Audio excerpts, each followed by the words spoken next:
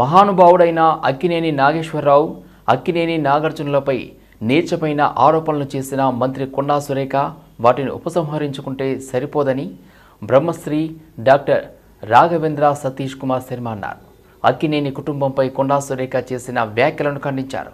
జగన్మాత అమ్మవారే దీనికి చక్కని పరిష్కారాన్ని ఇవ్వాలన్నారు. ఇటువంటి నీచపు రాజకీయ వ్యంగ్యాస్త్రాలు ఏవైతే ఉన్నాయో, మాటలు ఏవైతే ఉన్నాయో తక్షణమే ఉపసంహరించుకుంటే సరిపోదు. మహానుభావుడైనటువంటి అక్కినేని నాగేశ్వరరావు గారి కుటుంబం మీద, అక్కినేని నాగార్జున మీద వారు వేసిన నిందలకి తగిన మూల్యాన్ని కూడా భగవంతుడు చెల్లిస్తాడేమోనని నాకే అనుమానంగా ఉంది. అమ్మవారే దీనికి ఒక చక్కని పరిష్కారం ఇచ్చి వారికి తెలియపరచాలి.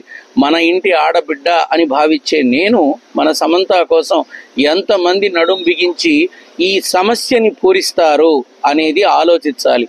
అంతేకాదు, మంత్రి పదవిలో ఉండి ఈ రకమైన జుగుప్సాకరమైన మాటలు మాట్లాడిన ఆ మహిళామూర్తి కూడా తక్షణమే వారి పదవికి రాజీనామా చేసి ఆ తర్వాత ఎవరి మీదైతే నిందలు వేశారో వారిని ప్రత్యక్షంగా కలిసి జరిగిన పొరపాటుని దిద్దుకుంటే శ్రేయస్కరం, మంగళాకరంగా ఉంటుందని నా భావన.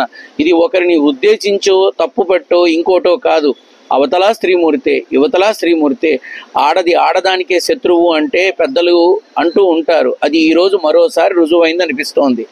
తెలుగు సినీ చిత్రరంగ పరిశ్రమ చేసినటువంటి అనేక సహాయ సహకారాలు ఎన్నో ఉన్నాయి. అటువంటివన్నీ పక్కన పెట్టి వాటి గురించి మాట్లాడాల్సిన రాష్ట్ర ప్రభుత్వం ఇటువంటి మాటలు మాట్లాడి మరింత దిగజారుడు విధానానికి దారితీస్తుంది.